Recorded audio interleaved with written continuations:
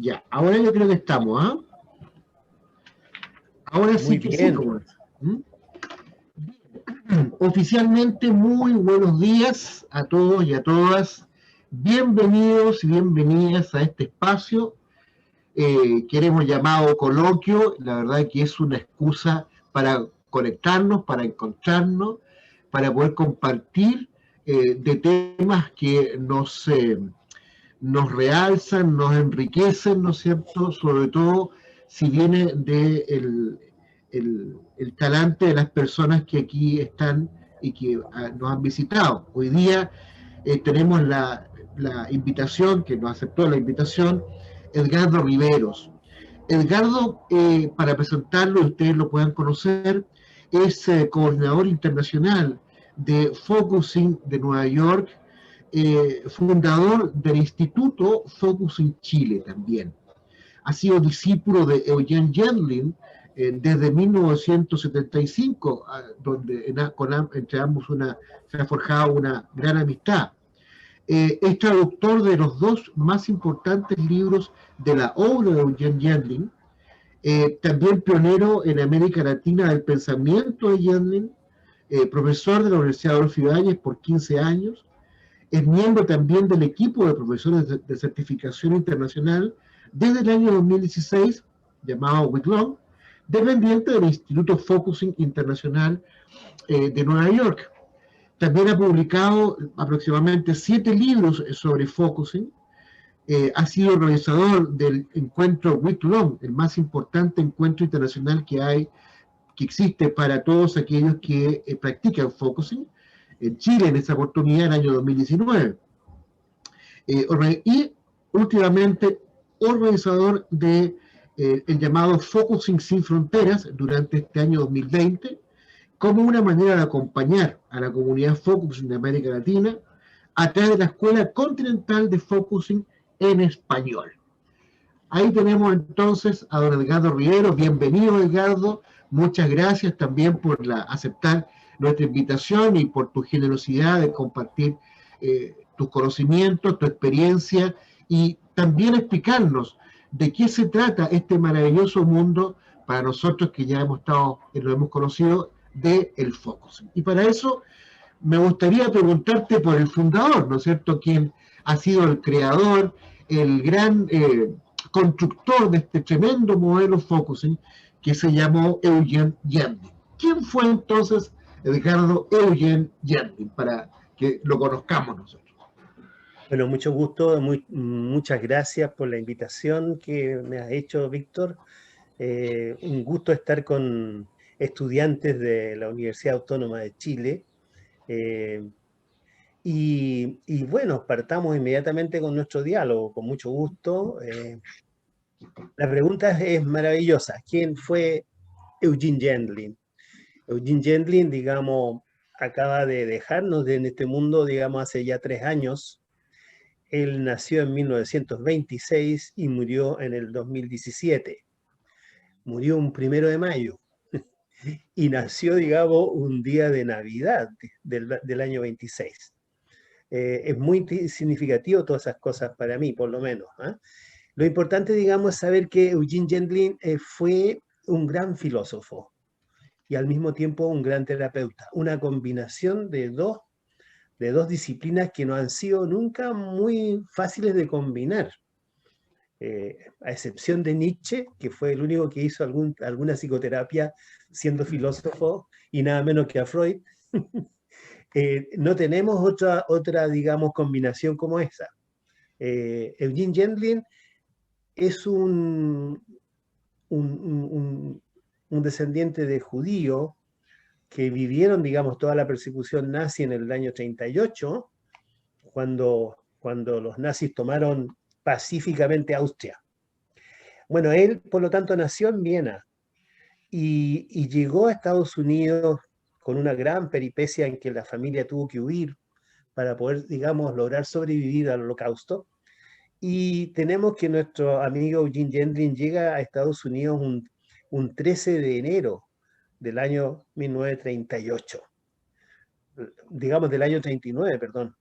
Y eso, digamos, a 6 meses de la Segunda Guerra Mundial. Se habían salvado. afortunadamente para todos nosotros y sobre todo, digamos, para el mundo de la psicoterapia, que es algo que nos convoca hoy día.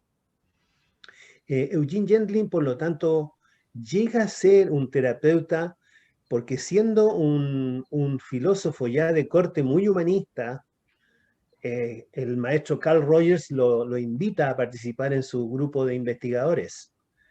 Ustedes saben que Carl Rogers, una de las cosas que más lo caracterizó fue que su psicoterapia la sometió, digamos, a un fuerte rigor de investigaciones.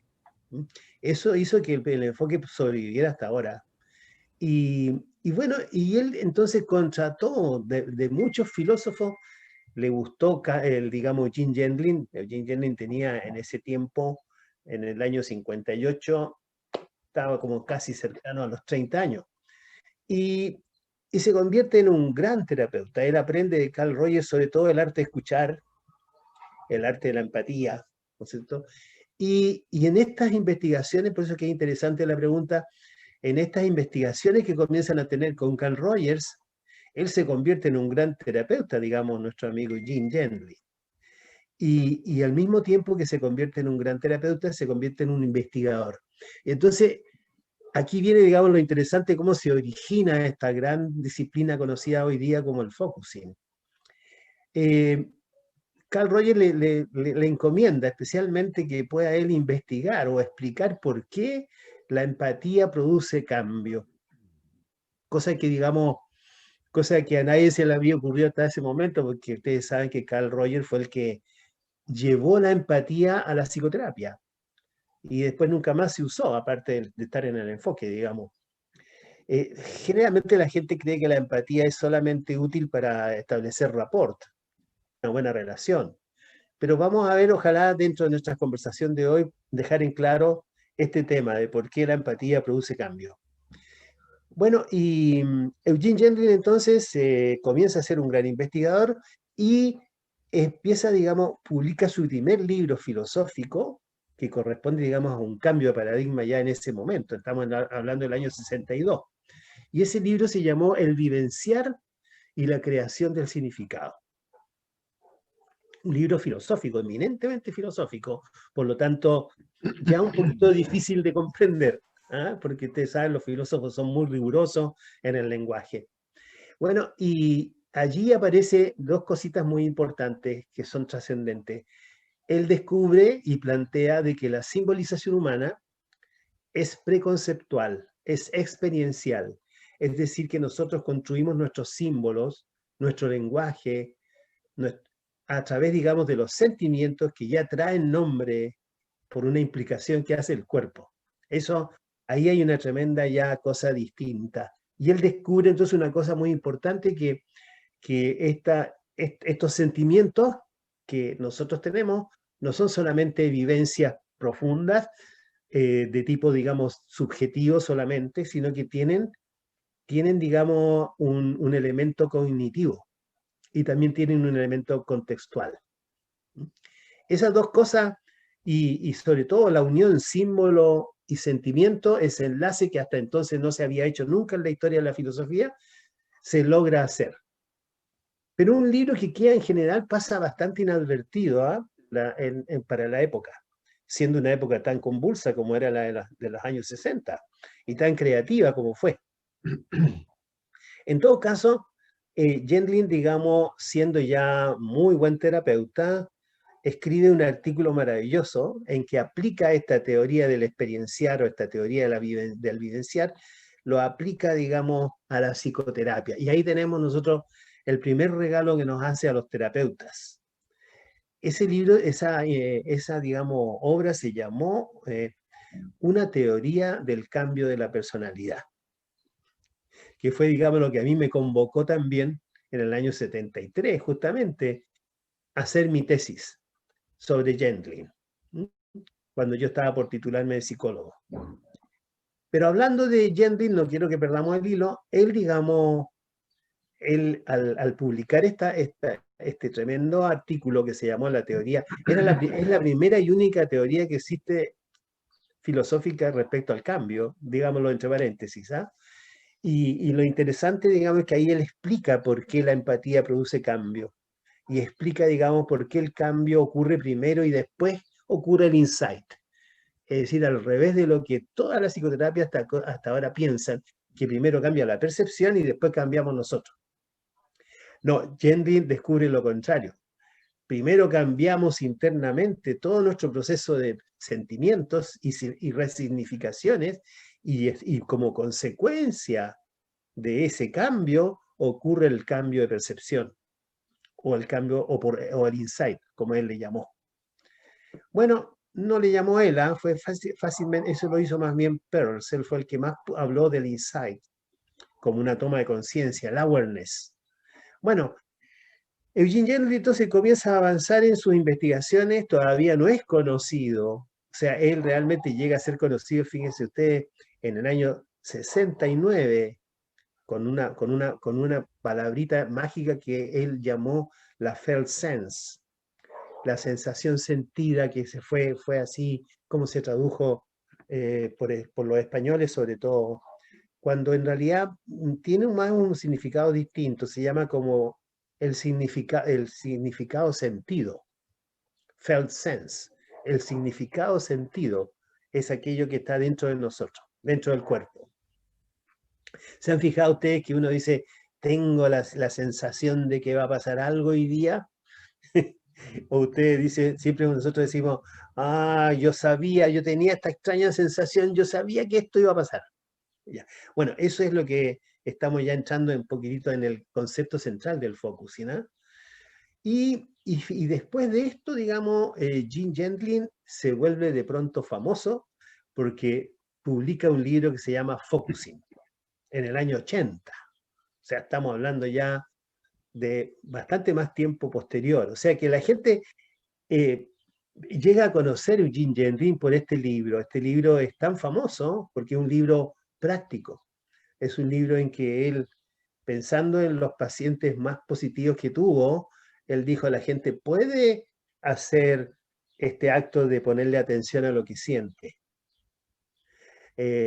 Y por lo tanto enterarse de lo que le está ocurriendo. Ya, ahí entonces en ese libro, fue tan famoso ese libro que ustedes no me van a creer, pero fue una edición que tuvo 500.000 de ejemplares.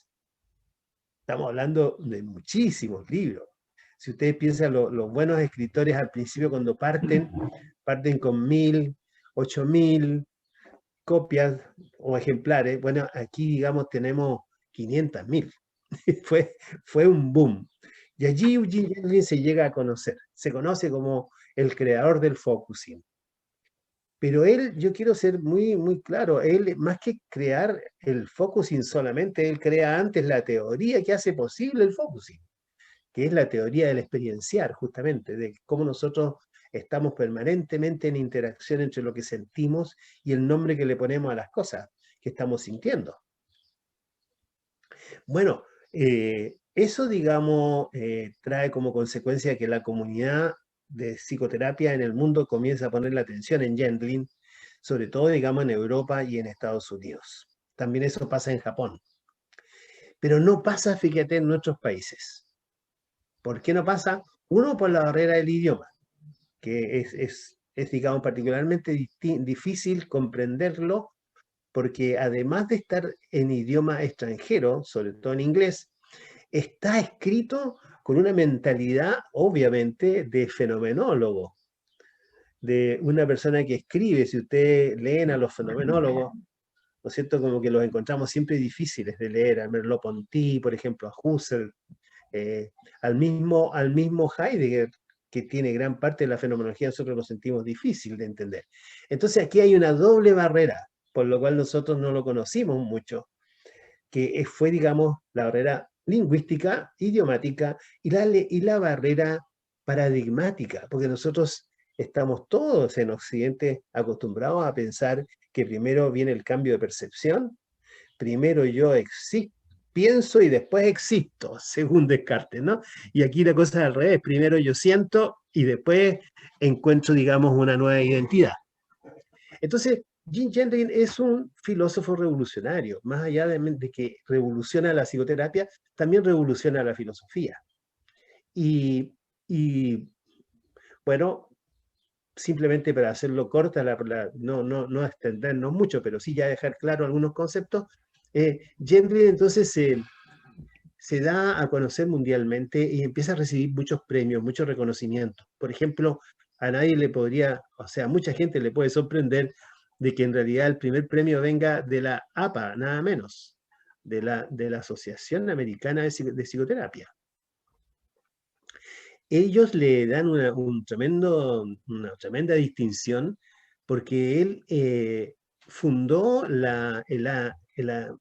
apartado de filosofía, de psicología filosófica de la APA. O sea, la gente cree que los que hacen ciencia nunca piensan filosóficamente, pero la verdad es que una cosa sin la otra no funciona. Y él, digamos, logró fundar entonces lo que se llama el apartado de psicoterapia filosófica, digamos, de la APA. Pero luego recibe muchos premios más. Son 4 veces que recibe el premio de la APA, un premio de la Asociación, digamos, de Logoterapia de Viena, otra digamos, de la Asociación de Psicoterapia de Biller, y yo te diría que ha sido uno de los pocos, digamos, terapeutas tan distinguidos por muchos reconocimientos en los países desarrollados. Y a todo esto, en nuestra América Latina, nosotros no lo conocíamos.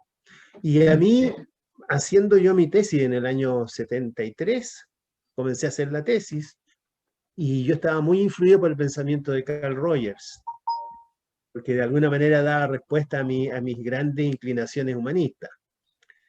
Pero cuando estaba haciendo la tesis me quedé corto con nuestro amigo Rogers.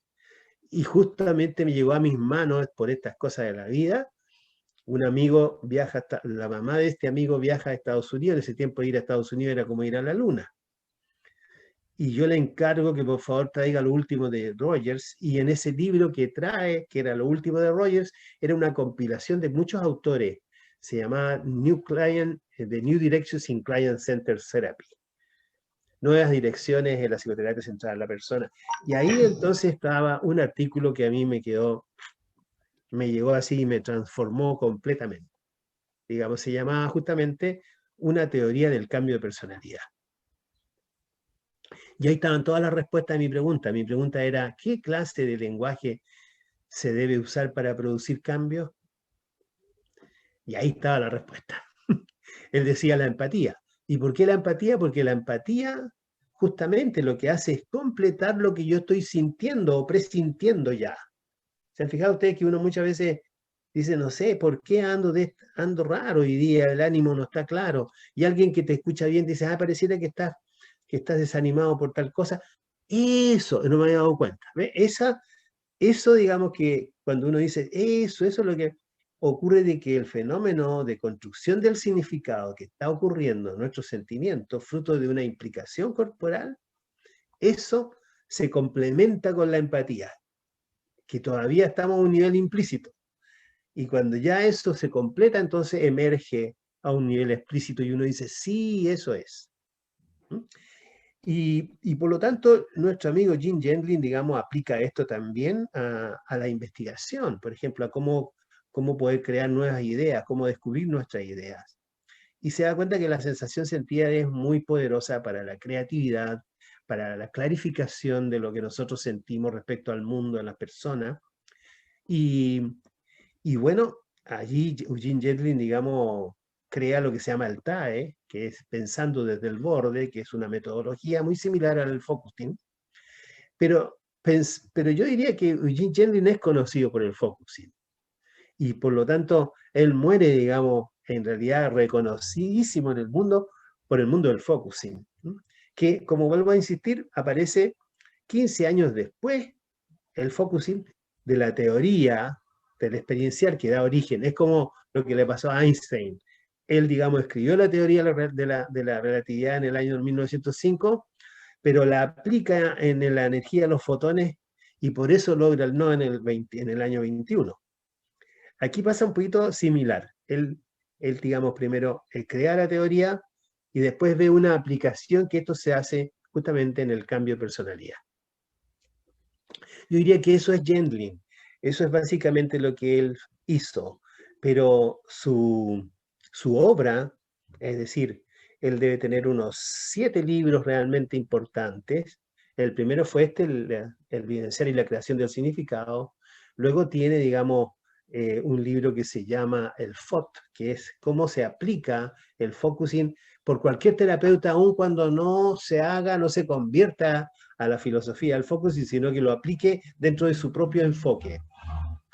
Y, y eso, digamos, generó una nueva sociedad en el mundo que se llama la Sociedad de Terapeutas con Orientación al Focusing, que son, digamos, terapeutas que mantienen su propia manera de pensar, de su modelo, y, digamos, aplican focusing cuando es necesario y siguen después con su propio enfoque. O sea que en el fondo es para producir el cambio. Y yo te diría que eso es Gendlin. Él deja una comunidad en el mundo que tiene, digamos, el focusing ha llegado más o menos a unos 48 países.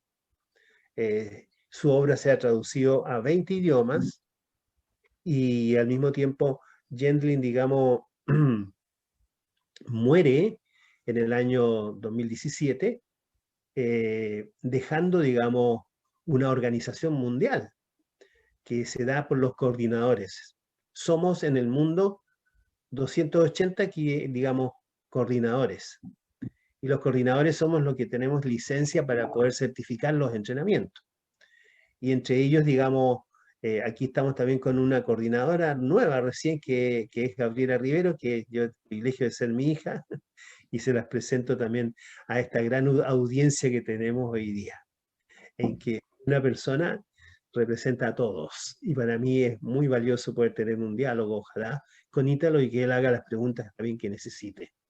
Así que ahí más o menos podríamos redondear quién fue Jim Gendlin. Muy bien, muchas gracias, Ricardo. Aprovecho de dar la bienvenida a quienes ya se han incorporado con nosotros. Yo, a propósito de lo que tú vas señalando, yo me permito contarte mi propia anécdota al respecto. Desde que yo partí con psicología como mi segunda carrera, por un tema también de interés personal y profundo, que finalmente ha sido lo que ya ha marcado parte de mi vida, siempre, nunca logré aquilatar bien esta lógica terapéutica fundada en la razón. ¿Sí? Algo me hizo ruido siempre a mí, y tú citaste a Descartes, ¿no? Pienso, luego existo. Ojalá Descartes hubiera dicho pienso, siento, luego existo, ¿no? Si hubiese sido así, tal vez hubiese sido muy distinto en la línea de desarrollo de la psicología. Y por otro lado, también yo, formando parte de este mundo occidental, como todos, nos damos cuenta que en nuestro mundo occidental la razón pasa a tener un rol predominante, preponderante en la existencia, en la cotidianidad. Y por un lado, una desventaja, porque sabemos que la razón está llena de complejidades, de trabas. Hay una palabra que refleja mejor eso, que tiene que ver con las censuras. Entonces, es difícil poder decir lo que yo he experimentado si lo estoy pasando por el filtro de la censura. Y estoy finalmente diciendo aquello que está moldeado por el lenguaje, por la razón, y no da cuenta finalmente de lo que yo viví, in situ, en carne propia, en carne viva, ¿no? De modo que ahí ya tenemos un problema, y yo lamento que las escuelas de la psicología de las universidades sigan perseverando en la razón, en los modelos racionales. Creo que el único que se escapó de la razón de los modelos cognitivos fue Vittorio Guidano, que habló del post-racionalismo, y ahí hoy día Gianpiero Archero. Pero volviendo al modelo de focus, a mí me hace mucho sentido, porque lo que muestra focusing es lo contrario, por decirlo de una manera, a lo que plantea el modelo cognitivo, que dice que el cambio en la razón, el cambio del procesamiento mental, promueve un cambio en la emoción. Cosa bastante compleja y cuestionable. Y aquí lo que nos dice Jendin, lo que nos dicen los modelos existencialistas, y especialmente este modelo experiencial, es lo contrario, ¿no? Primero cambia la emoción para finalmente cambiar la representación, la percepción, como tú señalas. Y me parece que el trasfondo es tremendamente potente y tiene que ver con todos estos existencialistas, partiendo por Kierkegaard, Husserl, el gran Heidegger y bueno, Eugene Gendlin, ¿no es cierto?, que nos pone este cimiento tan sólido para poder entender la dinámica del ser humano desde otra perspectiva, ¿no? Y por lo mismo la pregunta que te quiero hacer es, dado todos estos elementos que ya descubrimos, bueno, ¿cómo tú, Edgardo, llegas al foco? Muy bien, ¿cómo llego al focusing? Bueno, llego un poquito por lo que decía de recién, ¿no? Yo cuando estaba haciendo mi tesis como de licenciatura en psicología. Perdón que interrumpa, se escucha muy mal, inclusive silenciar los micrófonos de aquellas personas que no tienen video, tal vez.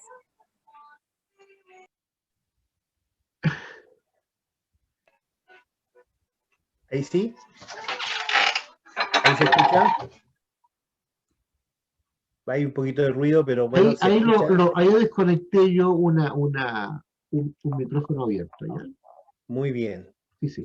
Entonces, claro, yo llegué al focusing por la necesidad de dar respuesta, digamos, a la pregunta de qué es lo que produce el cambio, qué es lo que tú estabas planteando recién, Víctor.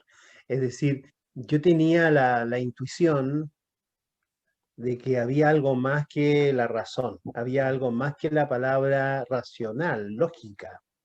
Yo me daba cuenta que yo había estado en un proceso, digamos, trabajando un poquito de terapia personal en la universidad con un psicoanalista muy amoroso, una persona muy simpática, muy acogedora, pero siempre chocábamos cuando él me interpretaba las cosas.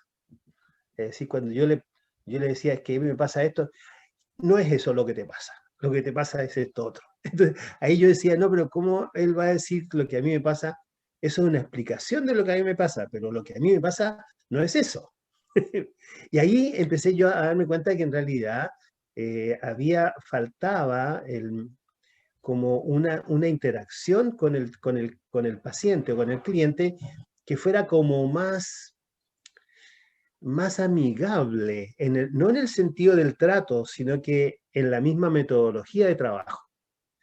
Y entonces yo me acuerdo que empecé a leer muchísimo lenguaje, la semiótica, en fin, muchísimo lenguaje para entender cuál era el tipo de lenguaje que se podría usar, el mismo Lacan. Pero la verdad es que yo decía, pero todo esto es pura razón, todo esto es racional nomás. Y no hay nadie que esté trabajando con otro poder interno, que pudiera ser la intuición, por ejemplo, de la cual habla, digamos, Kierkegaard, de la cual hablan, digamos. Pero el problema que yo veía en todos nuestros fenomenólogos que habíamos leído, incluyendo a Kierkegaard, era que, claro, daban una maravillosa explicación de lo que somos los seres humanos desde nuestra subjetividad, pero no había nadie que me dijera cómo entrábamos a la subjetividad. ¿Cómo entrábamos? Entonces yo me daba cuenta que muchos psiquiatras con formación fenomenológica seguían utilizando la misma metodología psicoanalítica. Entonces, como que yo decía, no hay una forma, hasta ahora no ha llegado. Y llega este artículo a mis manos, un artículo que yo les comentaba recién, llega este gran artículo a mis manos en que dice, el cambio de personalidad se produce porque la simbolización es preconceptual. O sea que la simbolización es experiencial y no solamente emocional, sino que desde el sentimiento. Y aquí, digamos, Jendlin lo que hace es descubrir el mundo experiencial. Él le llamó la psicoterapia experiencial cuando se separó de Rogers él fundó la psicoterapia experiencial, y la psicoterapia experiencial era justamente acompañar el sentimiento, porque el sentimiento que nosotros tenemos cuando nos referimos a algo, esa es la manera directa de entrar a la subjetividad. Entonces, por ejemplo, alguien dice, bueno, vengo a hablar con usted porque en realidad estoy muy triste, en realidad estoy muy deprimido, me pasó tal cosa. Y la respuesta terapéutica de Gendlin es la siguiente, a eso, inmediatamente, sin tomar ninguna nota de anamnesis, nada de eso, inmediatamente dice, al parecer usted está muy preocupado de estar tan triste frente a todo lo que le está pasando. Y eso es empatía. ¿Ves? Eso no entramos al problema, sino que entramos a lo que tú sientes cuando me estás comentando el problema. Porque para Gendlin lo que tú sientes es el motor que rige la simbolización humana. Eso la gente no lo logra comprender todavía, ¿eh? Sobre todo cuando estamos con tanta formación racionalista. Entonces, lo que no nos damos cuenta y lo que no podemos aceptar es que los sentimientos ya vengan con nombre. Es como que, por eso es que uno muchas veces le dice a una persona, no, tú estás enojado. No, si es que no estoy enojado. No, lo dices por defenderte, no. Es que no es eso, estoy tremendamente preocupado por esto que está pasando. En cambio, si yo le digo a alguien, oye, parece que esto te preocupa mucho, aunque a ustedes les pueda parecer obvio, si alguien viene a psicoterapia no puede llegar feliz, pues está llegando con alguna preocupación, pero esa preocupación que él está mencionando de estar yendo a psicoterapia porque se siente muy triste y eso no lo puede entender, tiende a aislarse y no lo puede entender. Yo solo puedo explicar lo que le pasa a una persona que está deprimida, pero eso no logra cambiar nada. Eso, digamos, lo que se llama la explicación no logra producir cambio. Por más brillante que sea y por más certera que sea la explicación, eso no produce cambio. ¿Qué es lo que produce cambio? La resonancia que te produce cuando alguien te devuelve la intervención, digamos, haciendo referencia al sentimiento. Entonces, Gendlin le llamó a eso el referente directo. ¿Eh? Por eso se llama referente directo. Entramos directamente a lo que el otro siente cuando te dice lo que te dice. Bueno, eso, digamos, a mí me convirtió completamente.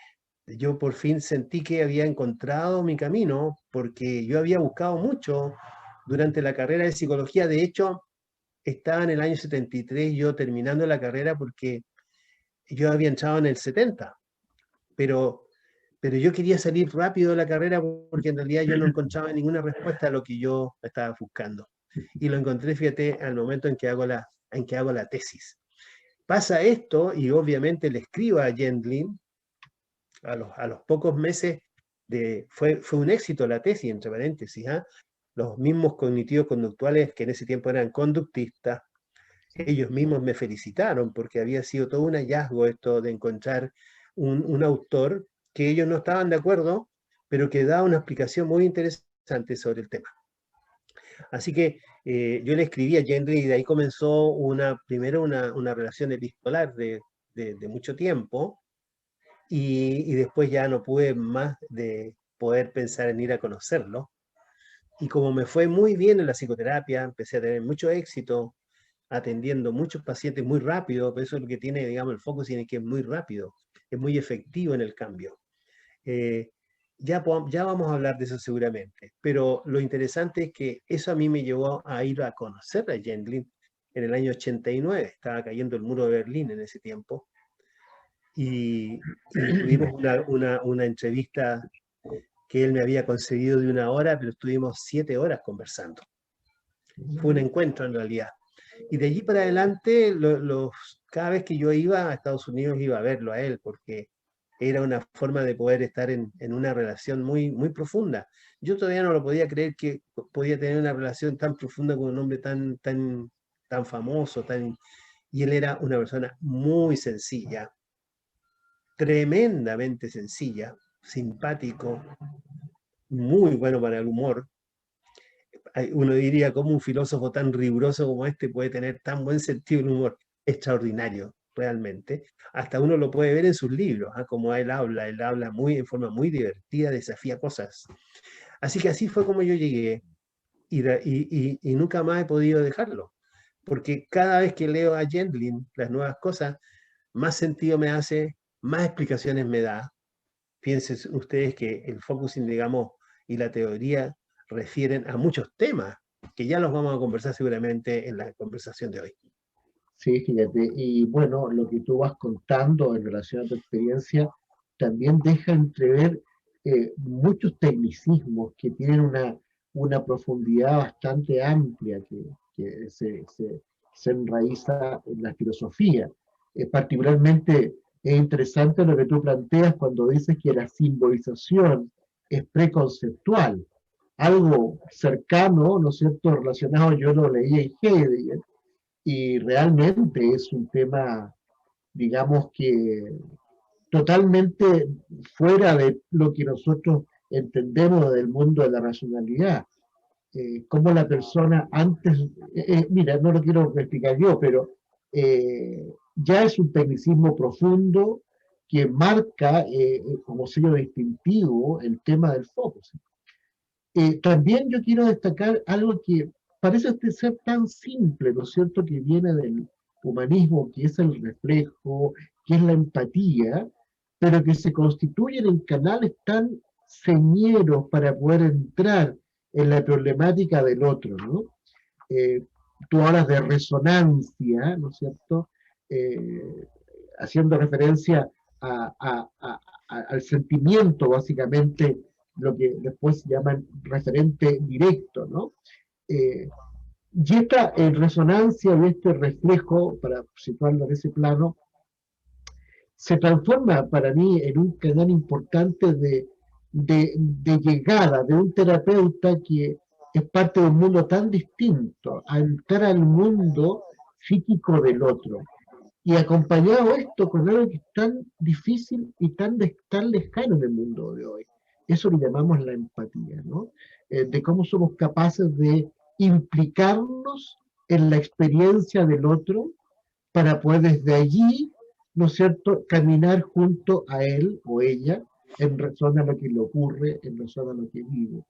Entonces, me parece que son temas que dan mucho que pensar, mucho que estudiar. Aquí estamos en un pequeño coloquio, ¿verdad?, pero que muestra una trascendencia enorme. Y tratando de buscar un poquito, entrando un poquito en Honduras, Edgardo, de acuerdo a tu experiencia y a tu formación, finalmente, ¿cómo podemos entender el focusing como gran eh, concepto o estructura teórica y práctica? Bueno, yo quisiera de todas maneras referirme a la empatía brevemente, si me permites, ¿Cómo no? porque para que no se nos vaya la sintonía, porque esto, el diálogo me parece muy interesante, y de ahí entro al focusing.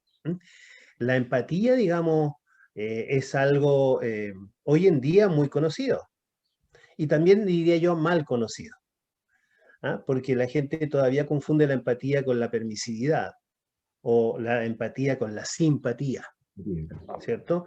En la simpatía hay una identificación. En cambio, la empatía es un recurso neutral. Es decir, yo hago resonancia de algo que el otro siente implícitamente cuando me dice lo que me dice. Por ejemplo, si alguien me dice, eh, yo no sé qué hacer con esta carta que me llegó, si reír o llorar. Por ejemplo, supongamos que te dices, bueno, la empatía puede ir perfectamente en términos neutrales, no le dice ya ría o llore y me dice después lo que no, sino que uno va y resuena lo que el otro siente. Ah, yo sé que usted no sabe cómo interpretar esta carta. Mira que es algo bien simple, pero para llegar a eso tienes que haberte entrenado en la empatía. O sea, entender que aunque haya algo que sea disyuntivo, en que haya dos sentimientos mezclados, tú puedes justamente hacer referencia a eso de que no sabes cuál de las dos opciones tomar, porque eso es parte de lo que te está pasando. Entonces, la empatía hace siempre referencia a lo que el otro siente, no importa si sea bueno o malo lo que siente. Pero no, nosotros, sobre todo con esto de la psicología positiva, vamos directamente a lo que el otro... A ver, partamos mejor por las buenas noticias. Uno le puede decir eso, pero tú te vas a perder todo lo que estaba pasando en el otro lado, de que a lo mejor no era tan buena noticia. ¿Ves? Entonces la empatía es neutral, eso quiero yo dejarlo claro. Y por otro lado es fruto de un entrenamiento. La empatía tú no la puedes aprender por el libro, por un libro. Tienen que hacerlo con la práctica.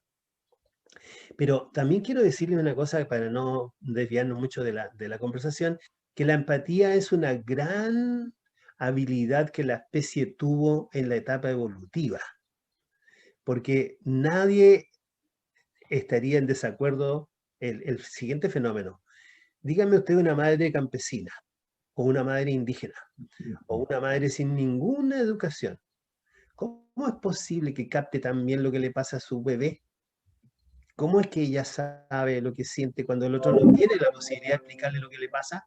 ¿Ve? Ahí tenemos, digamos, una muestra de que la empatía, y Jendil lo plantea muchísimo en su último libro, en el Process Model, en un modelo procesal, en que él plantea de que primero este cuerpo maravilloso que tenemos fue capaz de articular con otras, como los seres que uno tiene a cuidado, pero no desde un lenguaje, sino que desde una interacción empática, que obviamente hoy día la podemos establecer como tal, pero que la madre primitiva podía conectarse con su bebé a través del lenguaje de los sentimientos. Y este lenguaje de los sentimientos hoy en día lo conocemos como empatía. Y yo quiero hacer énfasis en esto porque cuando yo empecé a escribir sobre la empatía, es decir, en aquella tesis de grado del año 75, resultó que en el diccionario de la Real Academia no salía la palabra empatía. Recién empezó a salir en el año 80 la palabra empatía, lo cual nosotros nos dice que estaba eliminado de nuestro vocabulario, incluso del vocabulario español, estaba como, había desaparecido, así como había desaparecido de todas las culturas. ¿Eh? ¿Por qué ha desaparecido la empatía de todas las culturas, sobre todo la occidental? Porque nuestra cultura occidental tiene fundamentos profundos en Aristóteles. Y él planteaba que la única manera de aprender y conocer era la razón. No había otra. Y que todo lo demás eran ilusiones. ¿Ves? Entonces, claro, frente al pensamiento intuitivo que tenía un Heráclito, por ejemplo, y no Parménides, ¿ves? Allí, digamos, Sócrates hizo una decisión tremenda que fue: nos quedamos con Apolo, nos quedamos con Parménides, nos quedamos con lo estable, lo que no cambia. Entonces, el lenguaje perdió esta posibilidad de tener integrada la intuición como una forma de conocimiento. Fíjate que está en el diccionario filosófico, ustedes lo pueden leer eso. La intuición es un tipo de conocimiento que siempre está sujeto a lo empírico, pero que no es mediante la razón, sino que es como un don. Y hasta la Edad Media se pensaba que era un don divino. Pero ya hoy en día se establece que hay un pensamiento intuitivo, hay una forma en que la gente percibe cosas que le tincan. Y dime tú si todo lo que nos tinca no son el fundamento de los grandes descubrimientos que existen. Así que empecemos a creer en el lenguaje del sentimiento, que de alguna manera lo trajo el gran maestro Rogers, y que después nuestro maestro Jendil lo empieza a investigar por qué la empatía produce lo que produce. Y ahí podemos conversar mucho, y ahí entramos justamente a focusing. Focusing yo diría que es, digamos, ustedes dirán, ¿por qué no lo han traducido? Ustedes se van a dar cuenta por qué no se va a poder traducir. Porque focusing significa ponerle atención a algo. ¿A algo qué? A algo que sentimos. Entonces, por ejemplo, ustedes aparecen en la mañana, amanecemos con un determinado ánimo. Ay, no sé por qué ando tan contento. ¿Eh? Entonces, en lugar de nosotros referirnos a por qué estamos así o qué nos está sucediendo, nosotros vamos a los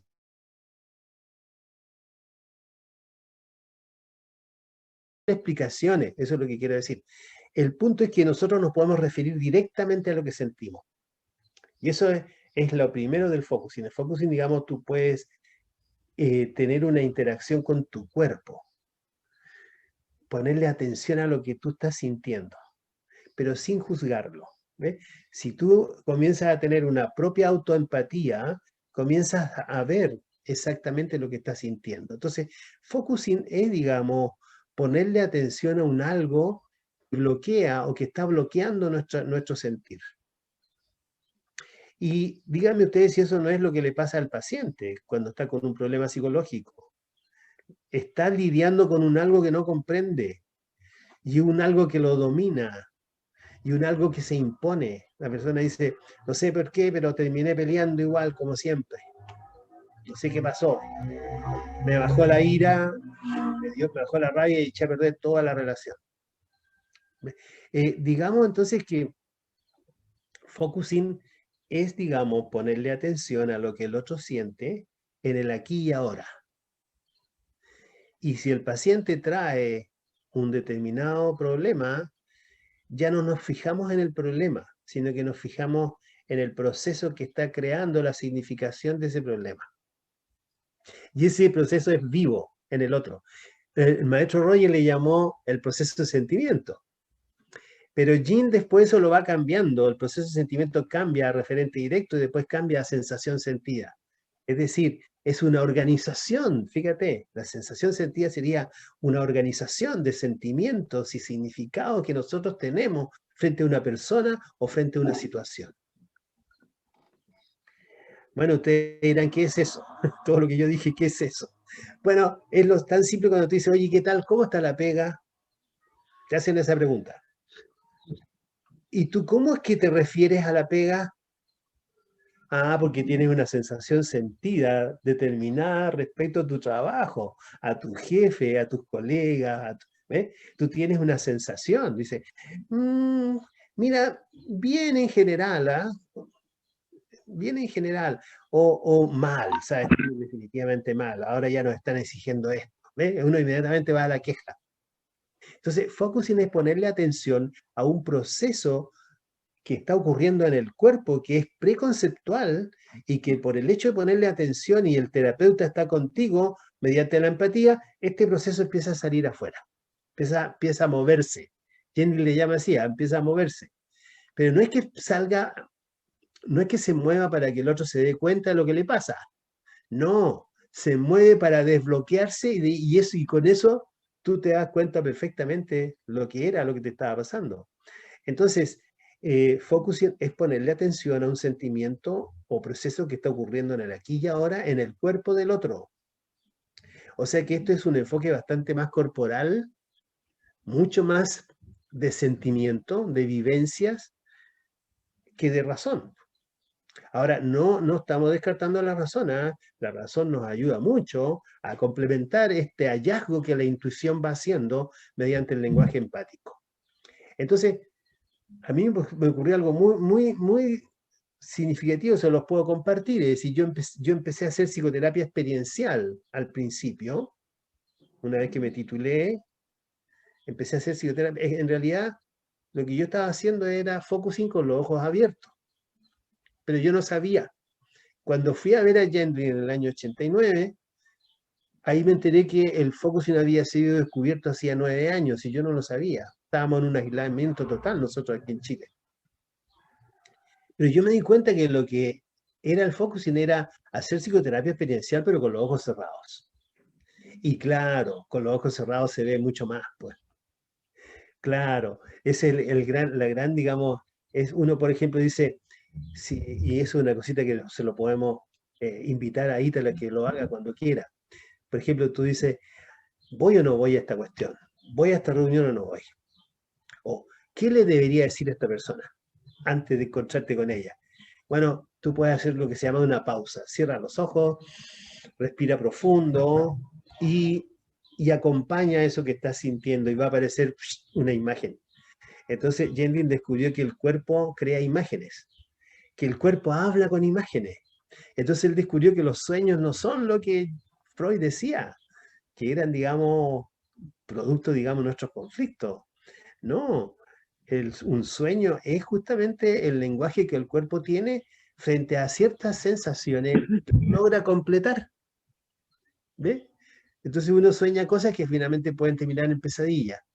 Bueno, cuando yo fui a visitar a Gendlin en el año 89, él tenía justamente un seminario en la noche que se llamaba Interpretación de Sueños y Focusing. Yo decía, ¿cómo va a interpretar los sueños, el focusing? No es que lo interprete, sino que él te lo hace revivir. Y al hacerlo revivir con empatía, ese sueño se clarifica internamente y se resuelve el problema. Te curas de lo que tenías. No es una interpretación como tal, sino que es un acompañamiento con focusing de un sueño que tienes.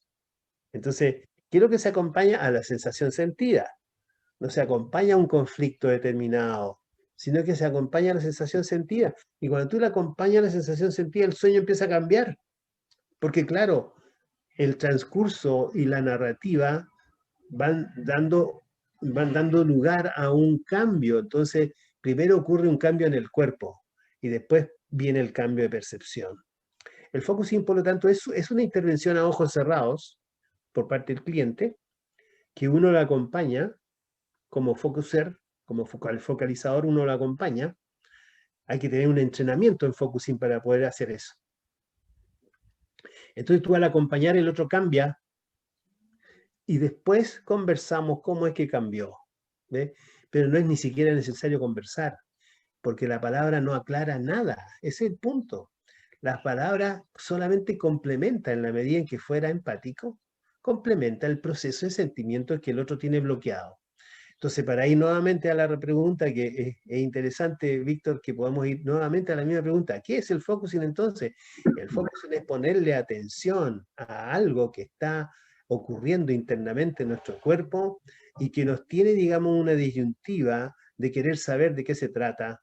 Y cuando nosotros descubrimos lo que nos está ocurriendo, eso produce un cambio, un movimiento de significación, y entonces finalmente se produce también el insight. Yo te diría que si te doy una cuarta definición de focusing, focusing es sinónimo de cambio, para mi gusto.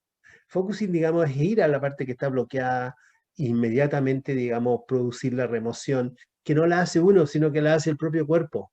Es como que el propio cuerpo tuviera esta autopoiesis que diría Varela con Maturana. Hay una autopoiesis que el mismo cuerpo tiene respecto al asunto que fue a tratar a psicoterapia.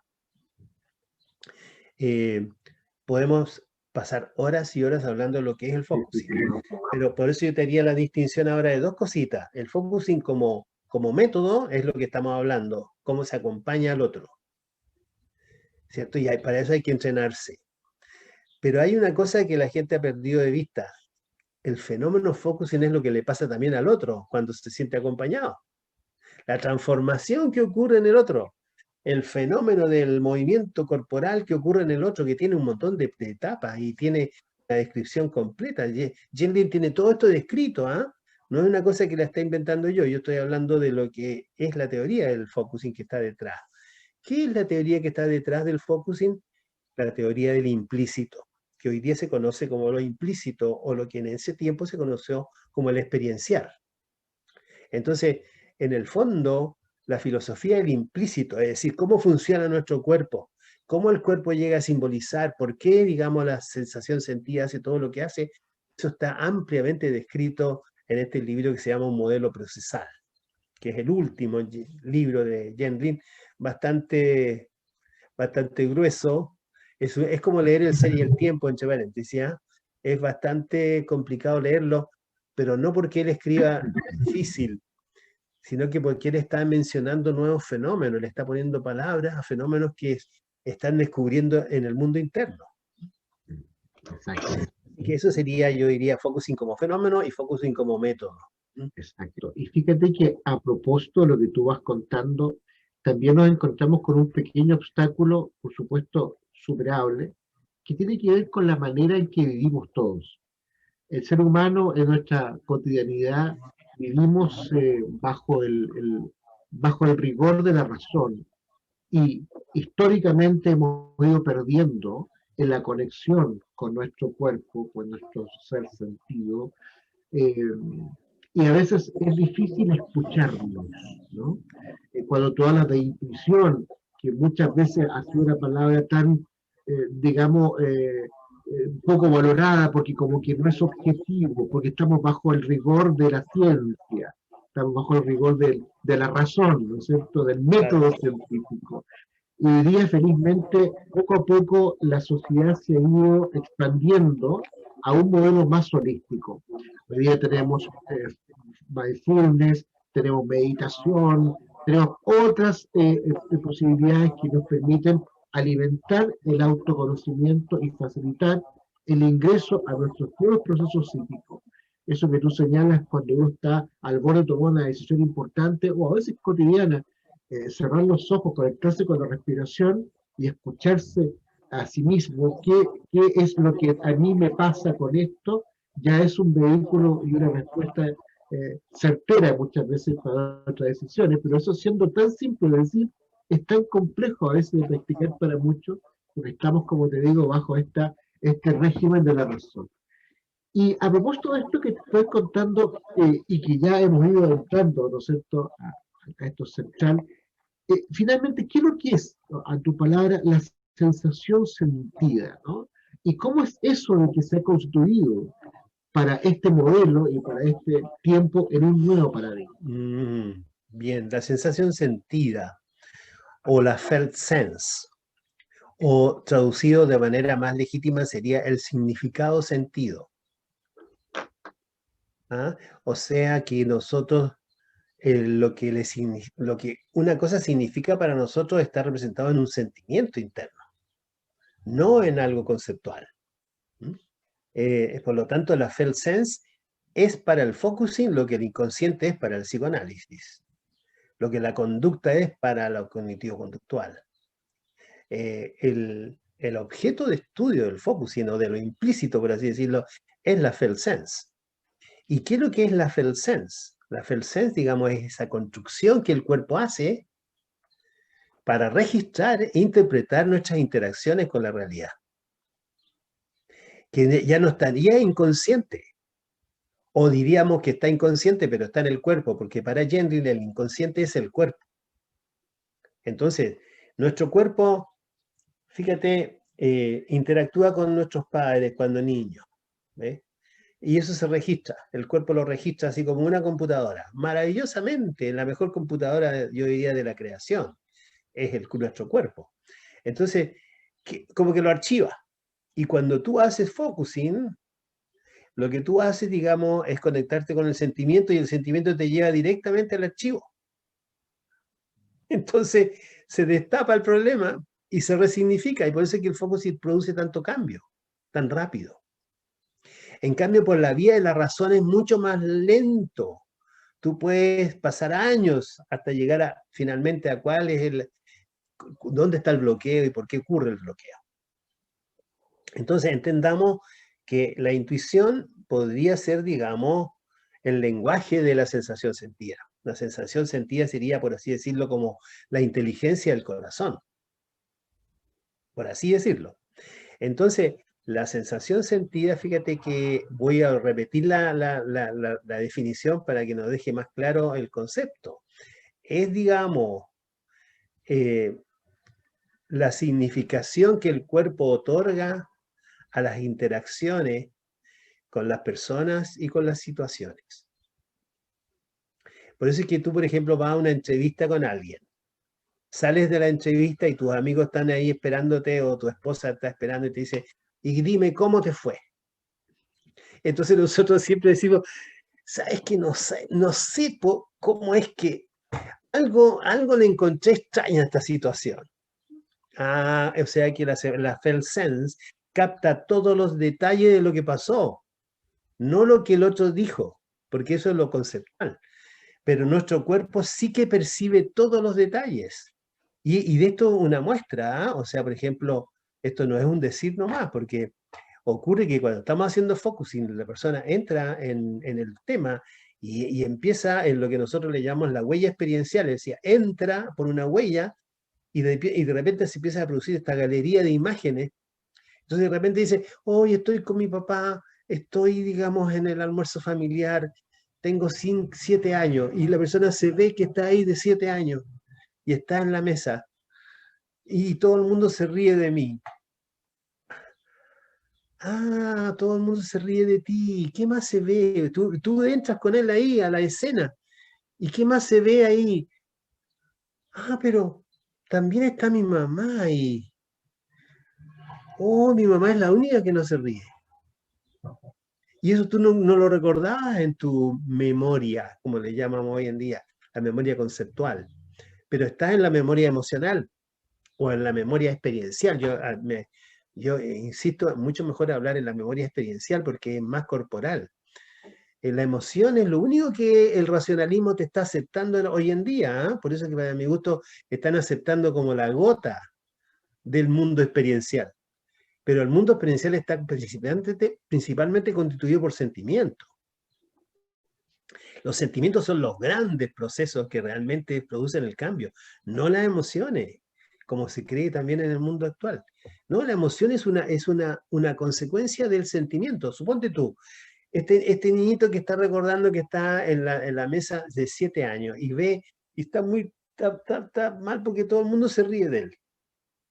Pero de repente cuando tú le dices, ¿qué más se ve? ¿Ve? Porque ya, como somos expertos en el tema, entonces nosotros hacemos algo que Jenny decía, ¿ves?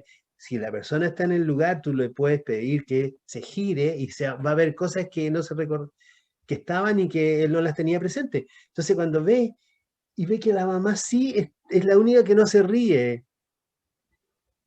Oh, dice, ahora entiendo por qué mi madre siempre me decía, ¿ve? Tal cosa. Pero eso que acaba de ver es un registro corporal. La tristeza que yo tenía o la pena que a mí me daba que todo el mundo se riera de mí, ¿cierto? Tenía 7 años. Cambia cuando yo veo a mi mamá, porque ella me despierta otro sentimiento. Y ese sentimiento que no estaba, que estaba bloqueado, ahora aflora. Y entonces ese sentimiento trae un significado. Y yo me doy cuenta entonces que la mamá es la única que me comprendía entonces y ahora. Ah, y eso lo empiezo a descubrir aquí, en mi propia experiencia. ¿Ves tú? Entonces el focusing es, digamos, y la sensación sentida, poner atención a ella, es ponerse en contacto con la verdadera experiencia que tú tuviste en ese tiempo, que fue necesario ir, porque la sensación sentida, y aquí estamos entrando en una segunda característica, la sensación sentida entonces es preconceptual. Es decir, ella tiene significado previo a lo que es explicitar. En segundo lugar, es emocional, es decir, siempre está teñida por alguna emoción. Pero más que eso, es, digamos, la sensación sentida es corporal, o sea, tú la sientes que está aquí el nudo, aquí en la garganta. ¿Se han fijado? Sé que, ay, si a mí se me hace un nudo en la garganta, diría el Salo Reyes, ¿cierto? O simplemente dice, ay, que se me produce aquí como un ardor en el estómago cuando pienso en esto. ¿Ve? El primero que descubrió eso fue Peirce. Pero lo interesante que aquí se descubre es que no es que el cuerpo sea topográfico, en que ciertas cosas están puestas en ciertas partes, no, sino que la sensación sentida entonces es una función del cuerpo, cuyo principal, digamos, propósito es darle significado a las interacciones de la realidad. En segundo lugar, tiene una concomitante emocional, es también corporal, sucede en el presente inmediato, claro, muy importante, por eso es que el cambio ocurre aquí y ahora, y es tiene referente directo, o sea, yo me puedo conectar con ella ahora mismo sin necesidad que me hagan hipnosis. ¿Ves? Que antes era la única manera de llegar al mundo subjetivo, era la hipnosis. No, hoy en día tú puedes llegar con los ojos cerrados o con los ojos abiertos perfectamente a conectarte con algo muy complicado, muy profundo, a través de la felt sense. Entonces, esta función llamada sensación sentida es una función del cuerpo. No es el sentimiento mismo, no es el referente directo que es la puerta de entrada, sino que es la función del cuerpo. Entonces, esta función del cuerpo comienza a sentirse y una vez que se empieza a sentir, se puede significar, porque Gendlin dice, el mundo implícito funciona con los sentimientos. Los sentimientos que se pueden sentir, esos son simbolizables. Los que no se pueden sentir, esos no son simbolizables. Por lo tanto, hay que llegar a ellos a través de los que son simbolizables. Entonces, ahí está lo que decía, fíjate, explicando lo que el maestro Rogers decía, hay que seguir la dirección y el ritmo del proceso del cliente. ¿Por qué dice eso? Porque según Yendin hay una felt sense que me empieza a significar la realidad, pero en función de lo que se siente, no de lo que no se siente. Entonces, a través de lo que se siente, nosotros llegamos progresivamente a lo que se siente, a lo que no se siente, perdón. Y eso, digamos, produce una simbolización. Entonces, por eso es que podemos llegar al trauma, podemos llegar, digamos, a las zonas congeladas, como le llama Yendlin, a través de lo que se siente. Por eso es que es importante, desde lo primero que dice el cliente hasta el final. El gran Carl Jung decía, lo primero que dice el cliente en los primeros 3 minutos no es relevante. Fíjate, el gran Carl Jung lo decía.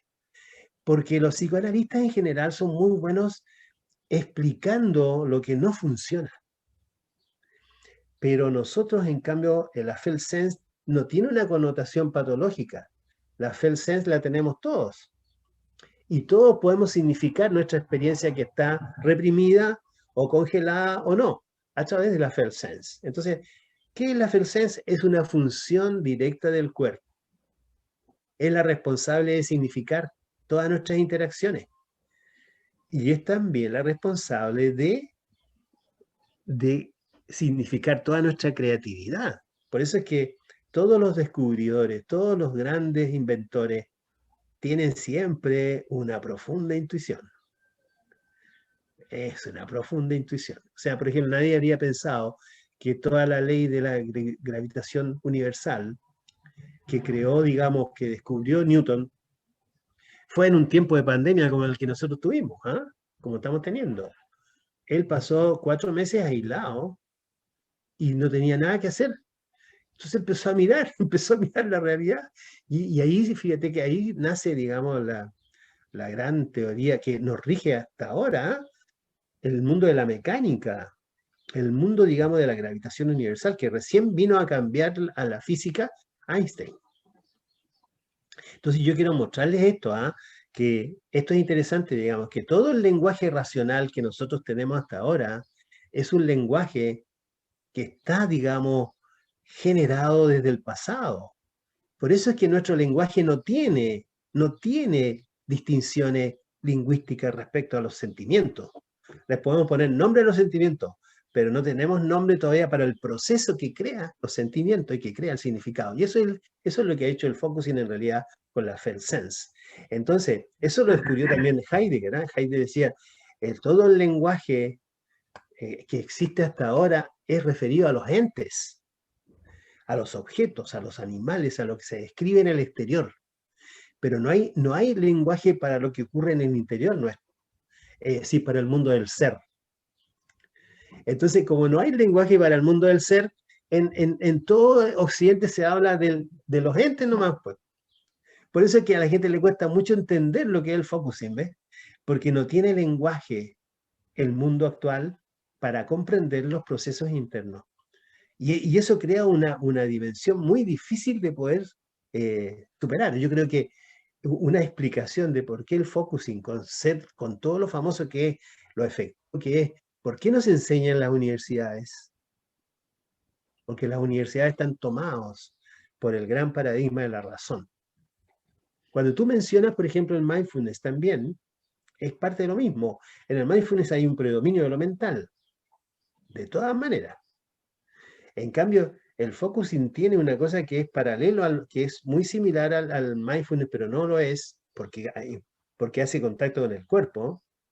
El mindfulness hace más o menos que las cosas mentales se alejen de uno y se pongan en un silencio. No, el focusing hace que las cosas internas nuestras las podamos atender para que se movilicen. Y cuando se movilizan, nosotros logramos un estado de tranquilidad. Son dos maneras de llegar a algo que es muy... Pero ¿por qué el mindfulness prendió tan fácilmente? Porque se ajusta al lenguaje mentalista y racionalista de Occidente. Esa es una de las razones, digamos. Pero la felt sense entonces tiene 6 características, que ya las dijimos, y es una función del cuerpo. No es una función de la mente, ¿eh? Por favor, eso hay que dejarlo claro. En el focusing lo que prima es el cuerpo.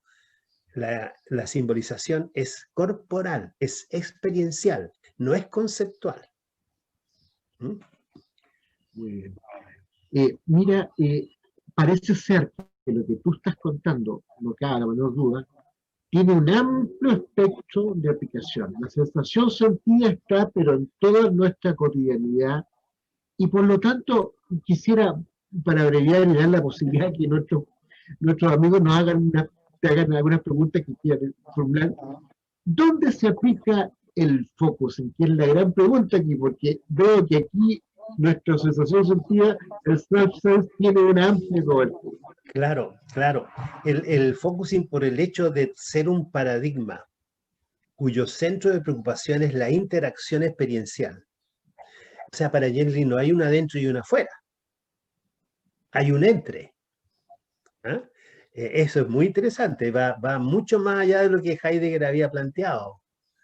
Que nosotros somos, digamos, somos también parte del mundo. El mundo es parte de nosotros, ¿cierto? Eso lo tenía muy bien dicho él, el estar en el mundo, ¿cierto? Pero nosotros estamos en el mundo siendo. Y al estar siendo en el mundo, estamos significando el mundo, pero de una manera subliminal. Entonces, diríamos que la felt sense está presente en todos los contextos humanos. Esa es la razón paradigmática por la cual nosotros decimos el focusing se aplica a muchas cosas. A ver, vamos a ver. Primero, en la psicoterapia. Claro, en la psicoterapia, digamos, nace allí, fue diseñado para. Es como que Einstein le haya hecho, digamos, una aplicación de su teoría solamente a los astronautas. Pero eso no significa que la teoría de la relatividad no esté presente en todo el cosmos. ¿Ve? Lo mismo pasa con nosotros. La felt sense está presente en todo, no solamente en la autopoiesis del cambio terapéutico, sino que está presente en la educación. ¿Por qué? Porque si tú escuchas a un niño cuando hace una pregunta, en lugar de responderle la pregunta, le escuchas lo que siente cuando dice lo que dice, ese niño resuelve su pregunta y además afloran otras preguntas y la curiosidad se puede mover de una manera muy distinta. Fíjate que Varela tiene una muy bonita conferencia que la pueden ver ahí en el arte de la belleza de pensar, en que él dice, la empatía debería ser enseñada en la escuela, así como se enseñan las matemáticas. ¿Ves? ¿Por qué? Porque la empatía, digamos, nos enseña a nosotros a tener contacto con lo que somos. Entonces, cuando la educación deja de estar centrada en la persona y está centrada en los contenidos académicos, no importa lo que pase, todos tienen que pasar por estos contenidos, ¿te fijas? Así les guste o no les guste, ¿te das cuenta? Y ya está, ustedes pueden empezarse a dar cuenta por qué la educación está en la crisis en que está hoy en día. Porque ha dejado de tomar en cuenta al organismo completo, solamente está en lo conceptual. Fíjate que los padres de hoy están más preocupados de estimular a sus hijos que de acompañar en el consentimiento de sus hijos. Ahí ve, entonces existe el focusing para niños. Es decir, varios investigadores en Europa han, digamos, creado de cómo aplicar el focusing a los niños. Y claro, ¿cómo se lo haces tú con un niño que no habla? Bueno, si tú te das cuenta que todos los seres humanos tenemos felt sense, un niño también lo tiene. Y al tener felt sense un niño, entonces yo no tengo para qué llevarlo a razonar como yo, sino que le escucho lo que él me quiere decir. Me dice, mami, que sea, o papi, ¿cierto? ¿Por qué ocurrió el eclipse del otro día? Si tú te pones a explicar lo que la astronomía es, eso no es lo que él exactamente está queriendo saber, él a lo mejor hay otra incógnita dentro de él antes de responder esa pregunta. Entonces tú puedes decirle, por ejemplo, tú estás muy interesado en saber por qué todo se puso oscuro. Sí, porque anoche se puso oscuro en la pieza y a mí me daba mucho miedo. Fíjate que él llevó la pregunta a otro lado. ¿Por qué? Porque la experiencia, la vivencia que le está dando la felt sense no es la investigación científica de por qué están pasando los eclipses, que es una preocupación adulta. Pero si tú escuchas lo que el niño siente, y entonces después también puede decir, ah, es que el papá me apagó la luz y yo por eso tenía miedo anoche, pero no te quería decir. Ah, y si no, y si te dejáramos la luz, a lo mejor que no, sí está bien, pero yo pensé que con el eclipse que ustedes le dicen, se iba a apagar todo el mundo para siempre. Ah, tú pensabas que esa lucecita ya no iba a correr más, como que el sol se iba a ir para siempre. Sí, eso es lo que yo pensaba. ¿Ves? Y resulta que la pregunta del niño era muy diferente a la pregunta conceptual que se está haciendo el adulto. Entonces hay un libro que se llama así, Focusing para niños. Es la manera en que los padres pueden acompañar a sus hijos desde antes que nazcan. Es decir, en el vientre materno, cuando nacen. ¿Por qué?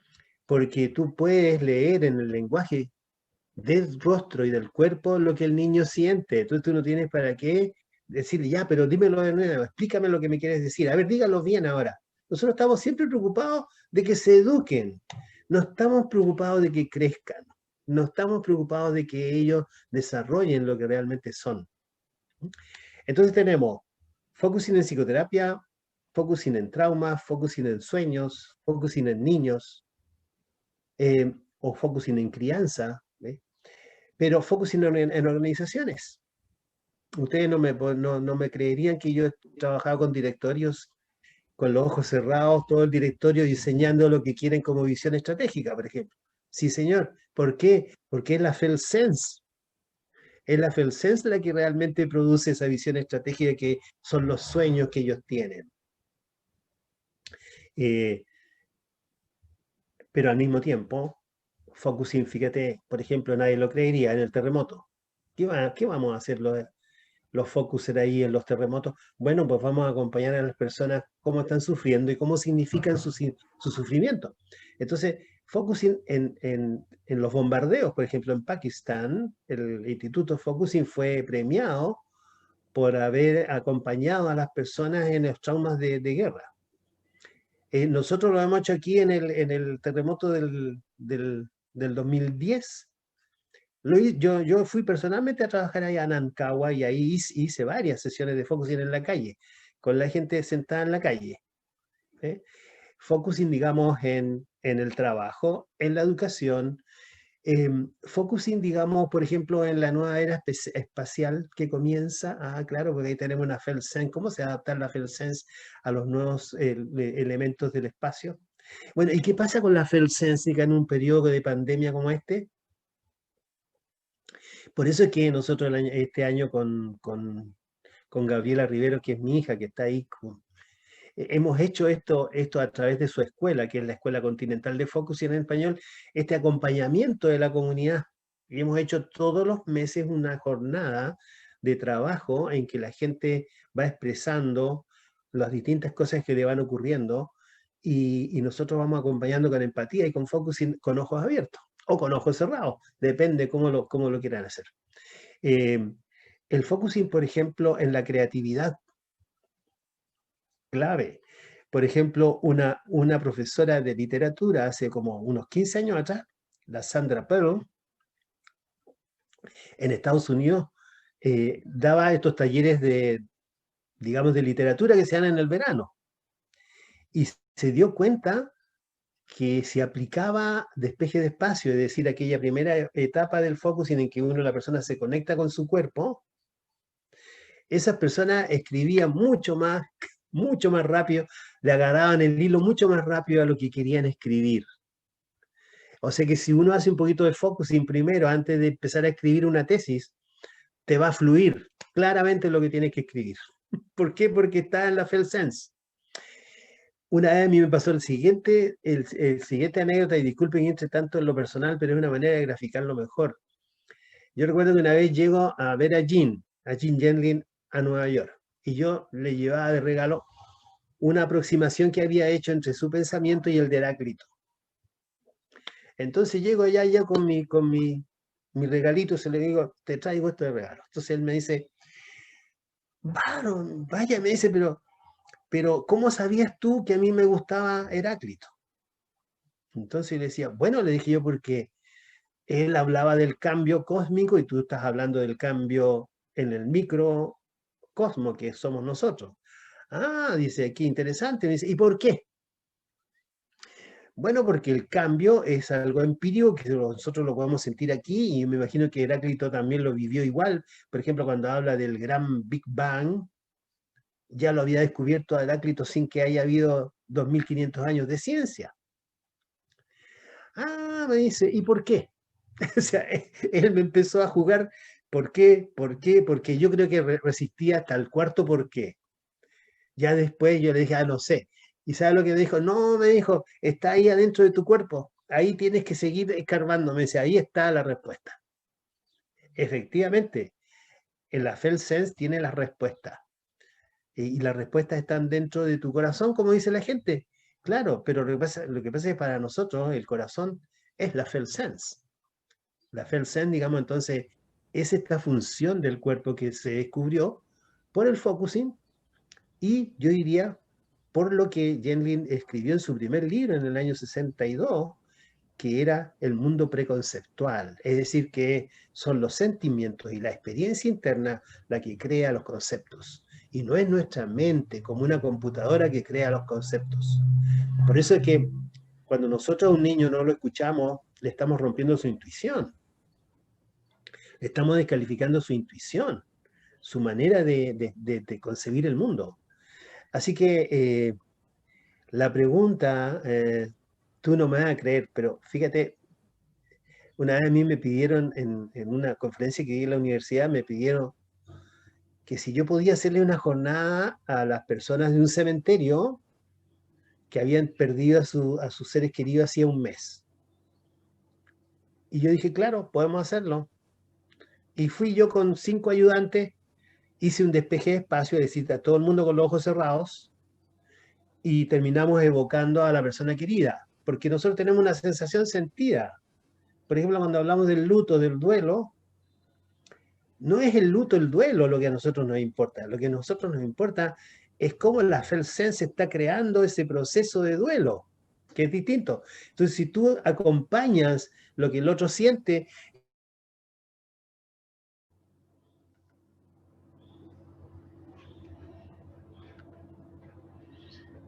Ahí se nos quedó detenida la podido imagen. escuchar en la vida con el otro. Y eso, digamos, está en el inconsciente. Claro, está en el inconsciente, en la FELSense.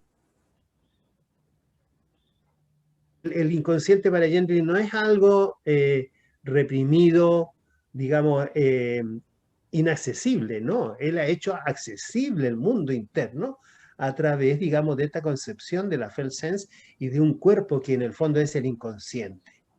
Él dice, ahí está mi cuerpo, dice. Ahí está mi cuerpo con todo su pasado. Ahí está mi cuerpo con todas sus cicatrices, dice. Es muy interesante eso, y con toda su alegría. Yo también quiero destacar aquí algo, que la FELSense y el focusing como tal no es solamente un instrumento para explorar la tristeza o los sentimientos más exiliados de nuestra cultura, sino que también, ¿por qué no de una alegría? Fíjate que tú a veces, por ejemplo, un niño recibe un regalo de Pascua, y lo primero que nosotros hacemos es, ya, ¿y te gustó? ¿Y ya lo fuiste a probar? No, nosotros jamás le preguntamos, por ejemplo, ¿y eso pareciera que es lo que tú querías?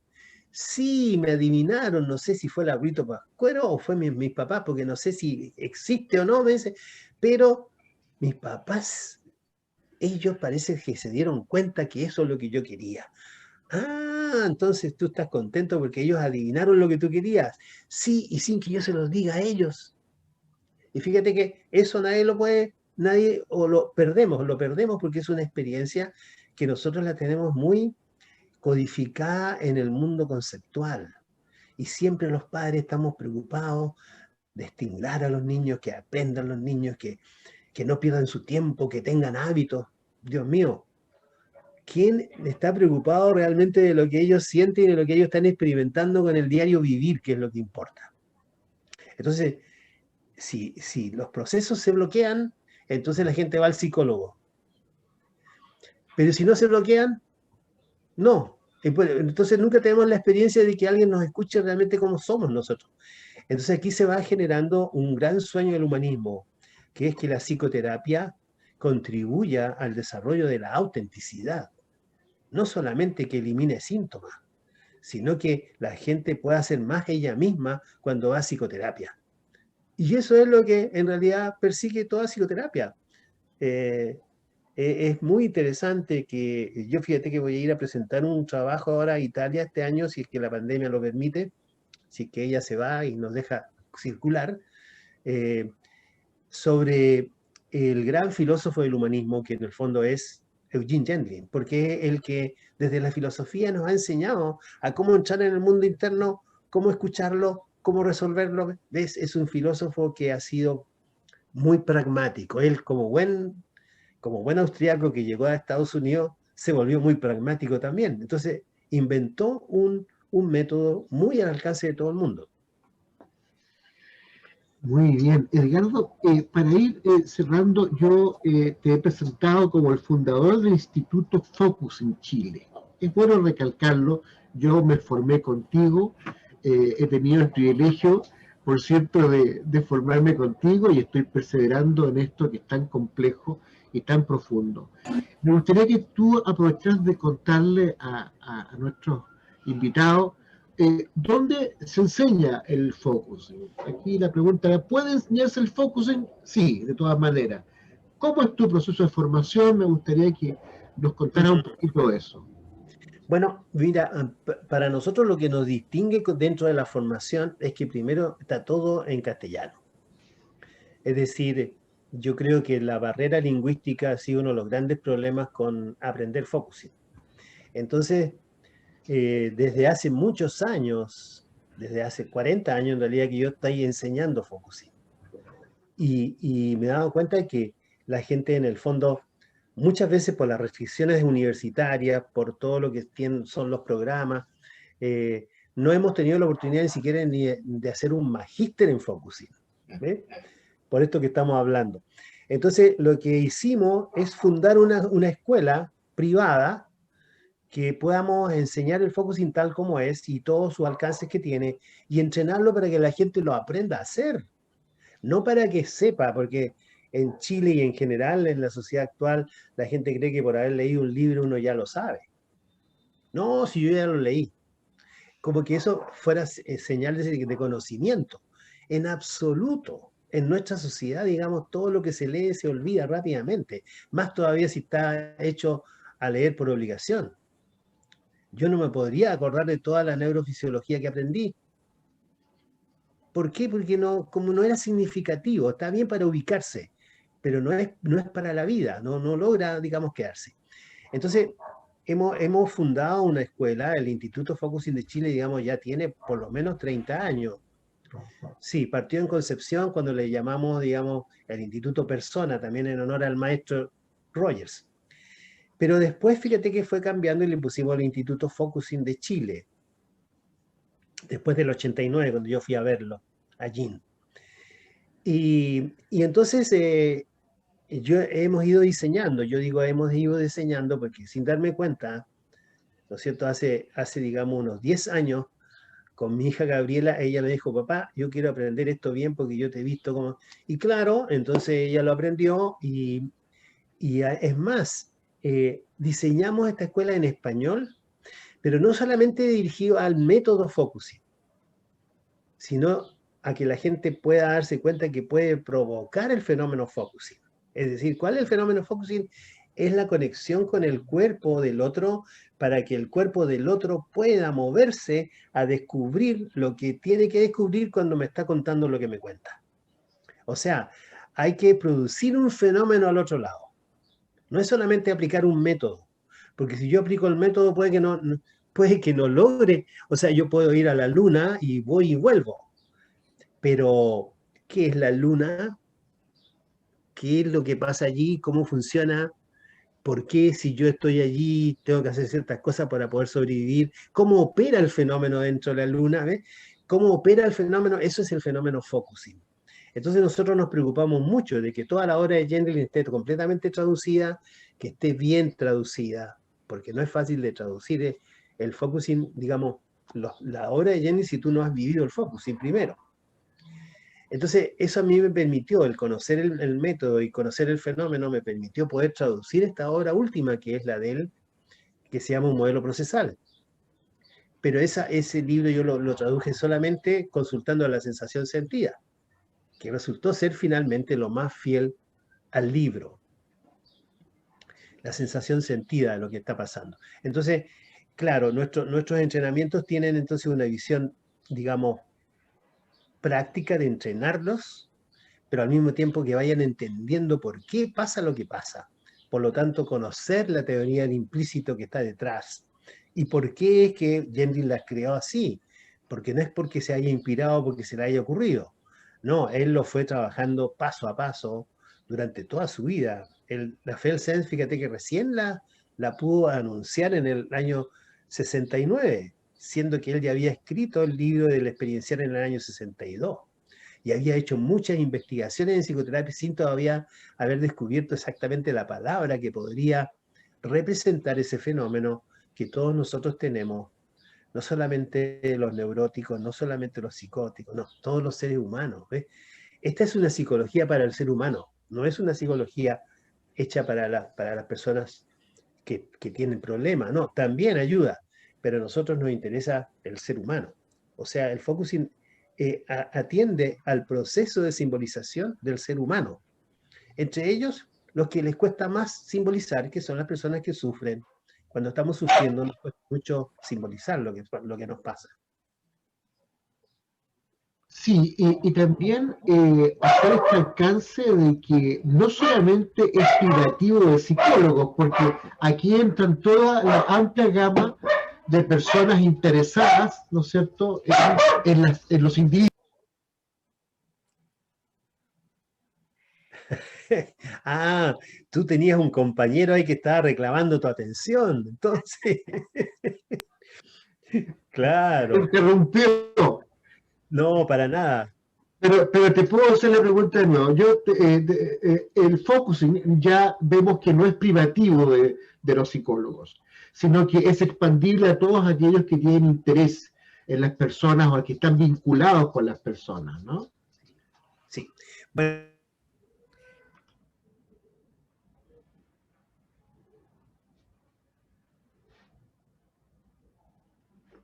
Eh, Tiene el micrófono apagado.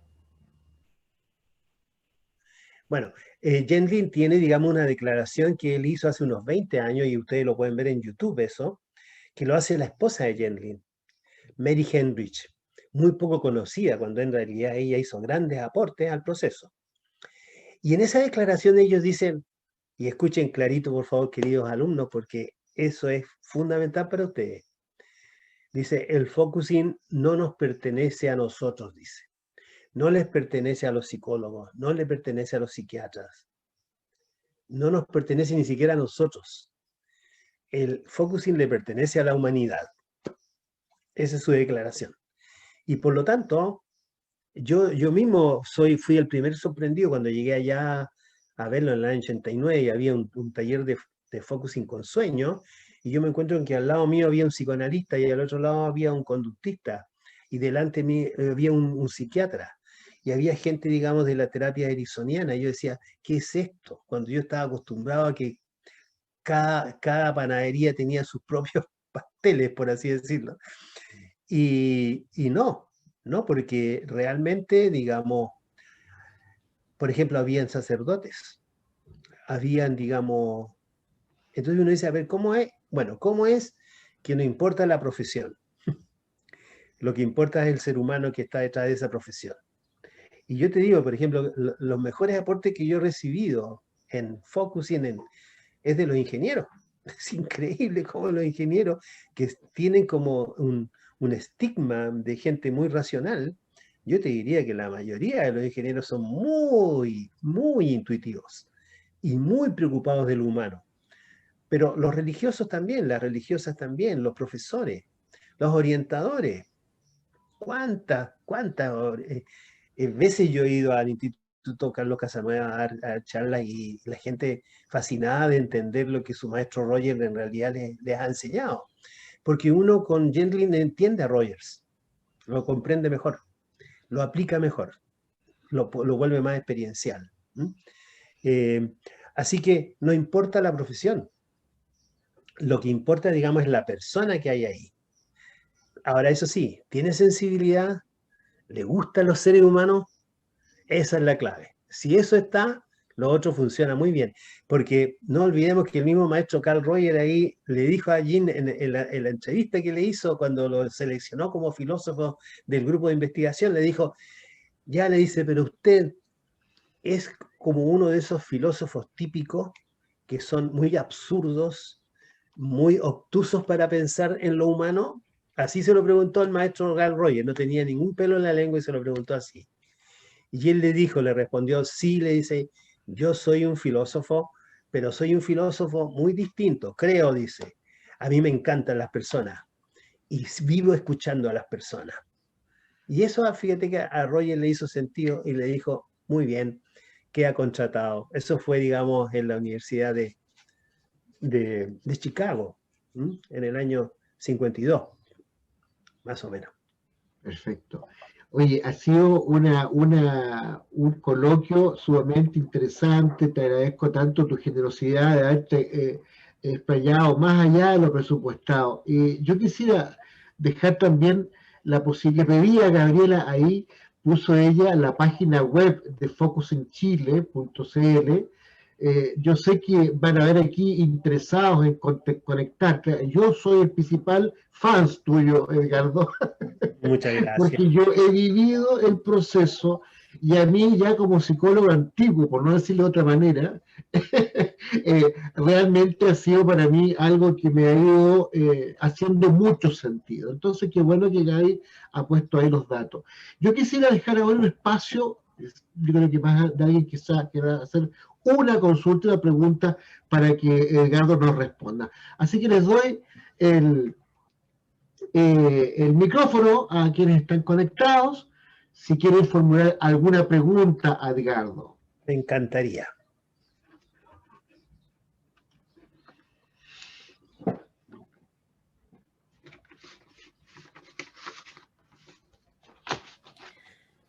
Yo quisiera pedirle si podría profundizar un poquitito más en cuanto a los sueños, lo que habló de los sueños, porque estaba tomando nota pero no alcancé.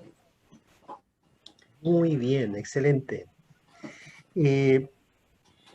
Hay un libro de Gendlin que se llama Deja que tu cuerpo interprete tus sueños, que no se los mencioné, así que eso aprovecho a mencionárselos. Y es de la de Sclet de Brouwer y está, digamos, en las editoriales en Chile también está en las librerías también.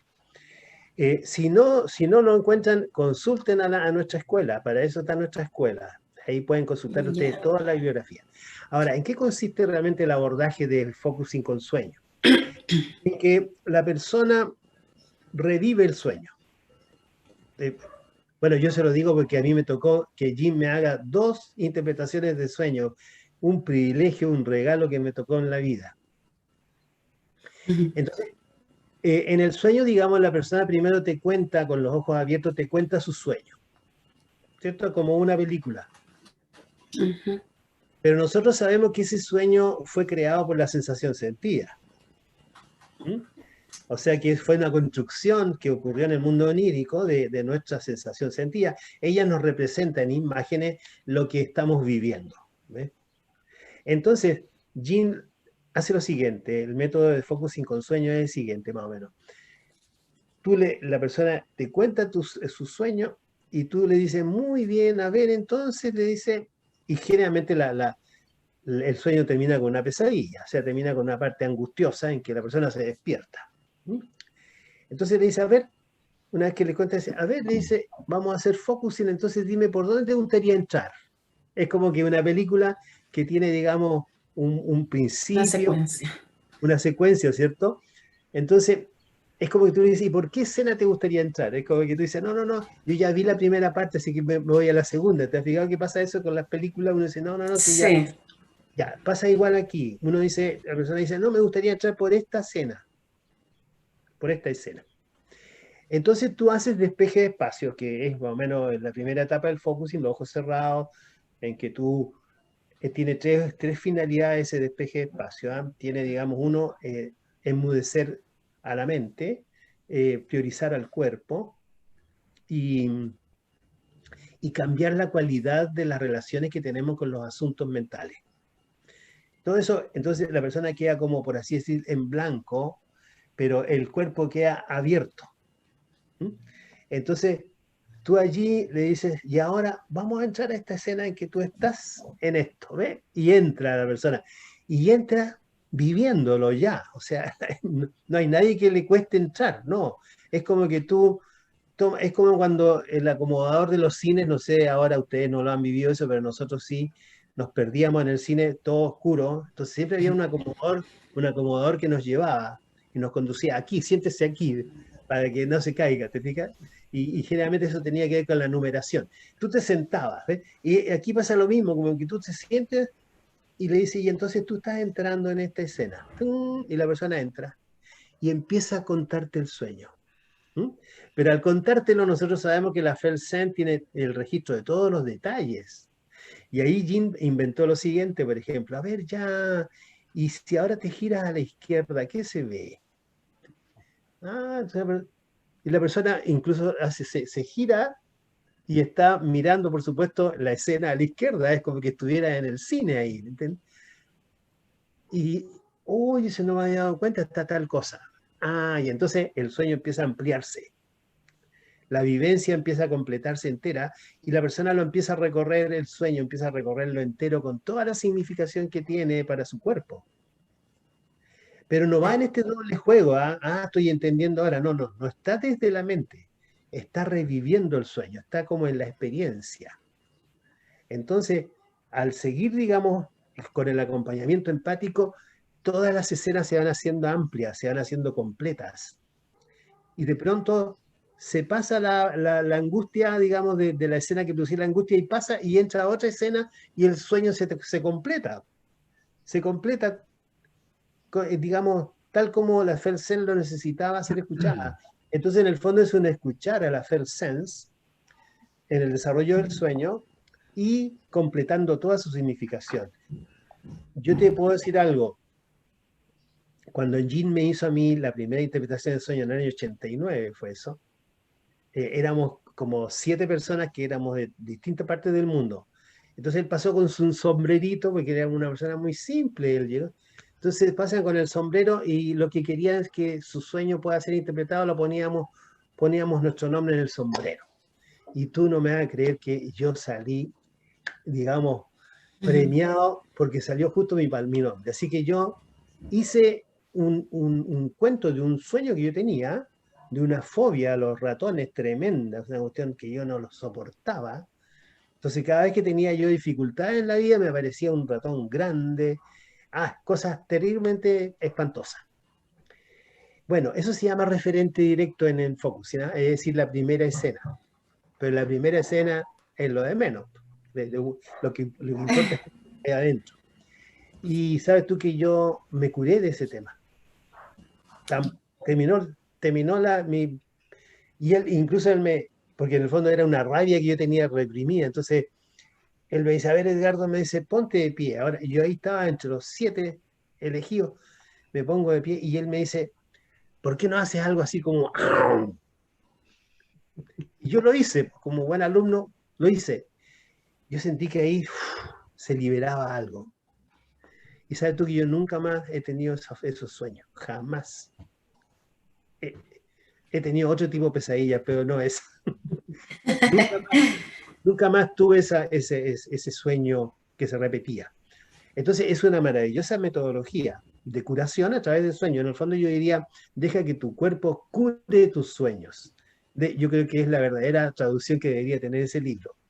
Pero en ese libro está bastante clara la metodología y Jin siempre hacía, digamos, interpretaciones de sueño porque son los talleres más atractivos para la gente en general.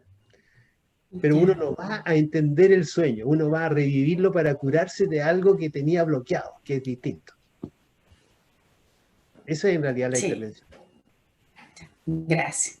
Gracias para ti por la pregunta. Y quiero decirle que me siento muy contento de haber estado con ustedes, los alumnos de Víctor, y con Víctor, que hacía mucho tiempo que no nos veíamos.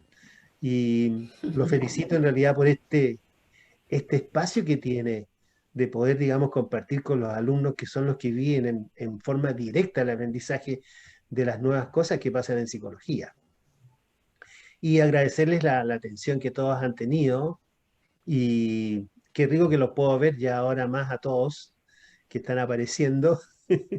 Y bueno, desearles que tengan un año 21 muy distinto al 20, partiendo con una pandemia que ojalá se vaya lo antes posible y que todos sus proyectos se puedan cumplir.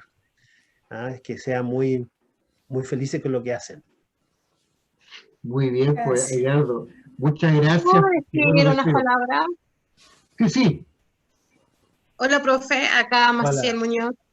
Maciel, Bueno, primero que nada, darle las gracias, profe Víctor, por esta oportunidad de poder participar en este encuentro, y también felicitar a usted, Edgardo, por abrirnos y contarnos un poco más del focusing, que realmente a mí me interesa mucho. Lo estuve conversando con el profe Víctor, me estuvo orientando un poco del tema del focusing, y realmente encuentro que me interesaría mucho poder aprender más de esta nueva herramienta, nueva técnica, para poder llegar a mis pacientes. Si bien yo estoy más enfocada en el área clínica, y como lo había conversado, dentro de las universidades se da más el tema de lo racional en vez de lo emocional. Y en mi caso particular, yo soy muy emocional, entonces me cuesta un poco ser más racional. Entonces, esto encuentro que es una gran herramienta para mí. Entonces me gustaría participar, me gustaría poder conocer el instituto de focusing, poder inscribirme y poder tomar este curso. De verdad, muchas gracias, Edgardo, porque ahora me gustó más todavía. A través de donde puedo conocer la historia, me gustó más. Así que de verdad, felicitarlo, y gracias, profe Víctor, por darnos esta oportunidad de poder haber participado de este encuentro. De verdad, muchas gracias.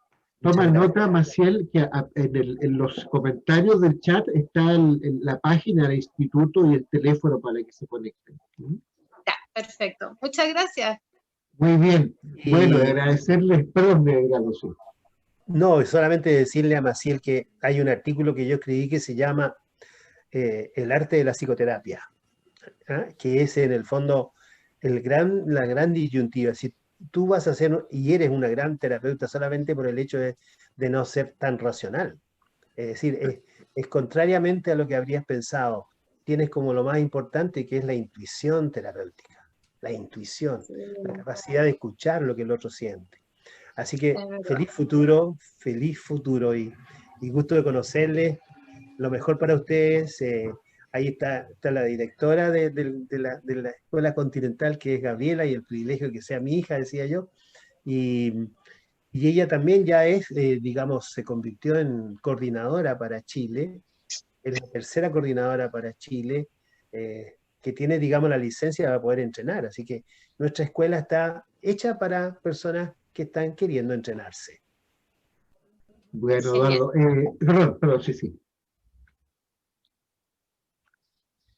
Además, Edgardo, bueno, primero agradecerte, ¿no es cierto?, el tiempo nuevamente, agradecerle a todos nuestros invitados, agradecer las preguntas, y ha sido realmente una jornada muy, muy interesante, muy enriquecedora.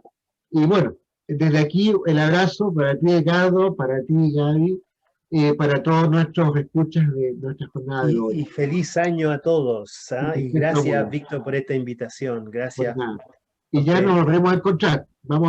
Espero yo, y vamos a trabajar para eso, para un encuentro más amplio. Le dejo la invitación al tiro a nuestros escuchas de hoy, que estamos trabajando para una actividad en la Universidad Autónoma de Chile.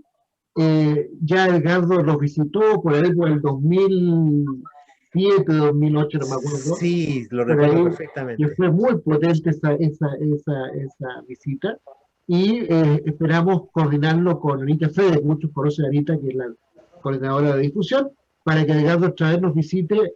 Ciertamente va a ser online por ahora, así que vamos a volver a encontrarlo. Y esa va a ser nuestra intención y nuestro trabajo para que eso se pueda.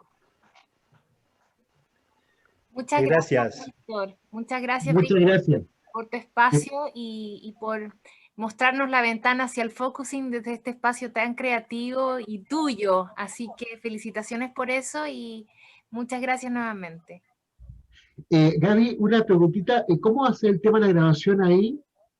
Yo te lo voy a guardar y te lo voy a mandar, así que no te preocupes. Perfecto, y ahí lo colgamos. Bueno, muchas gracias, muchas gracias. Que estén muy bien, me despido de todos, me despido de Ricardo y muchas gracias a todos. Chao, que le vaya muy bien. Chao, gracias. Gracias a Muchas usted, gracias. profe. Chao, gracias. Adiós. Chao, muchas gracias. Gracias a ustedes, muchas gracias a ustedes. Chao.